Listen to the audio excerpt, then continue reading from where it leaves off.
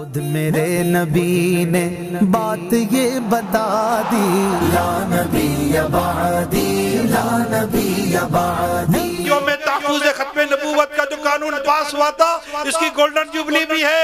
زور سے بولو، سب سے آخری نبی، سب سے آخری نبی، سب سے آخری نبی، سب سے آخری نبی ہے عقیدہ رضا، سب سے آخری نبی، عقیدہ عطار کا، سب سے آخری نبی، نعرہ عطار کا، سب سے آخری نبی۔ ابو منصور ماتریدی رحمت اللہ تعالی علیہ لکھتے ہیں، جو کوئی رسول اکرم صلی اللہ تعالی علیہ وسلم کے بعد نبی آنے کا دعویٰ کرے تو اس سے کوئی دلیل نہیں مانگی جائے گی، بلکہ اس شخص کے عقیدے کا انکار کیا جائے گا، کیونکہ اللہ پاک کے پیارے پیارے نبی صلی اللہ علیہ وسلم فرما چکے ہیں، لا نبی بعدی، یعنی میرے بعد کوئی نبی نہیں۔ اچھا اب یہ سب کہتے ہیں، آقا نے کیا فرمایا؟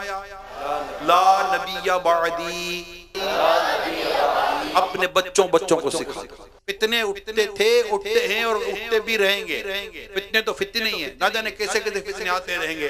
اپنے بچوں کو فتنوں کا بھی بیان کرو، فتنوں کا بھی درس دو، کیسے کیسے فتنے آئے ہیں اور آ سکتے ہیں، حدیثوں میں موجود ہیں۔ دعوت اسلامی کے دینی ماحول میں آئے، انشاءاللہ سب پتہ چلے گا۔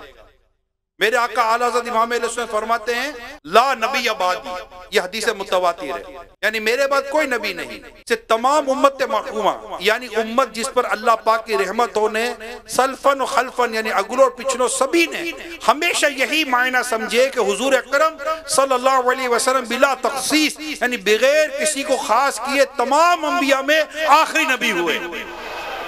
حضور اکرم صلی اللہ علیہ وسلم کے ساتھ یا حضور کے بعد قیامت یعنی قیامت قائم ہونے تک کسی کو نبوت ملی محال یعنی ناممکن ہے۔